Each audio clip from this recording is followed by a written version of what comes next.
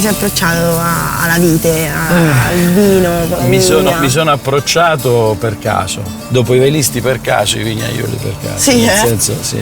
Cosa è successo? In terza media avevo il professore di applicazioni tecniche, il quale era un agronomo, e mi ha fatto appassionare all'agricoltura, neanche alla viticoltura, anche perché c'erano tante ore di laboratorio, c'era la cantina sperimentale, mi sono occupato molto di malattie della vite, dell'olivo, e quindi è chiaro che diciamo che la conduzione agricola per me è stata importante.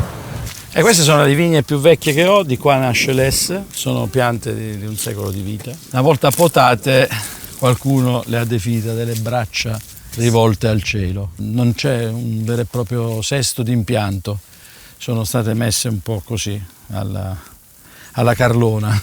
Quindi ovviamente tutte le lavorazioni vengono fatte manualmente.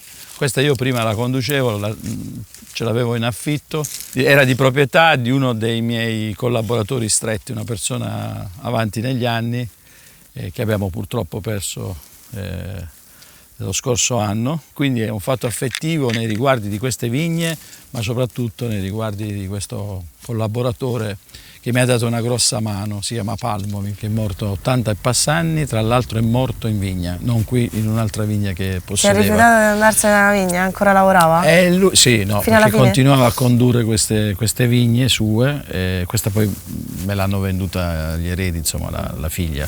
Poi hanno tutta una loro espressione, sono tutte diverse, tutte si intrecciano, alcune che sembra che si danno la mano. La cosa più bella in assoluto di fare il vignaiolo per me è quella proprio della potatura, cioè sei da solo, tu e la pianta, no?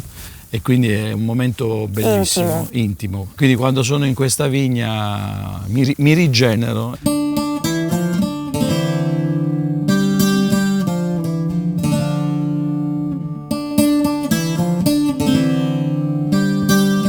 E qua siamo in un oliveto secolare, cioè sono terreni che non puoi utilizzarli in nessun'altra maniera se non facendo olivicoltura. Non è escluso che nei prossimi anni ritorni a questa grande passione dell'olio.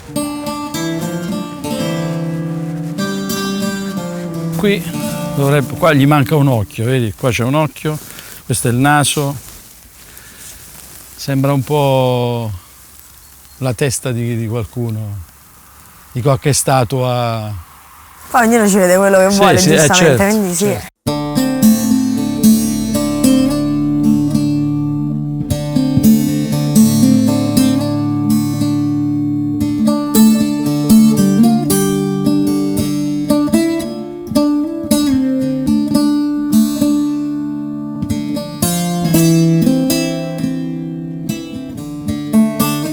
Per polemizzare, perché c'è stato tutto un discorso anche con molti critici del vino, perché chiaramente io ho continuato a utilizzare le barrique per il primitivo, ma c'è una ragione per cui è fondamentale il passaggio in barrique. Il primitivo è ricco di antocianine, il primitivo non ha tannino, quindi hai due possibilità: o vai all'emporio enologico e compri tannini di buccia o di vinacciolo, oppure utilizzi la barrique perché vai a estrarre gli elagi tannini dalla barrique, che è del tutto naturale.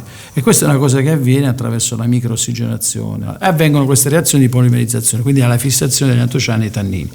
E quindi finalmente hai un primitivo longevo. Mi sembrano giuste queste due poltrone, questo richiamo a Freud da dove viene?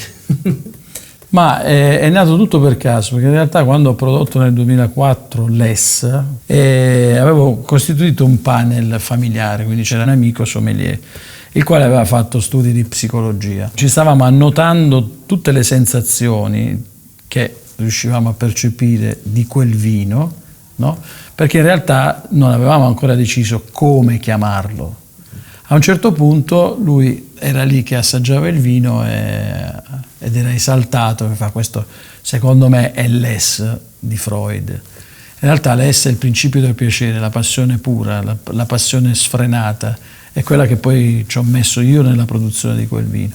Quindi una politica di brand, e quindi c'è l'etichetta che dice tutto e non dice niente sostanzialmente.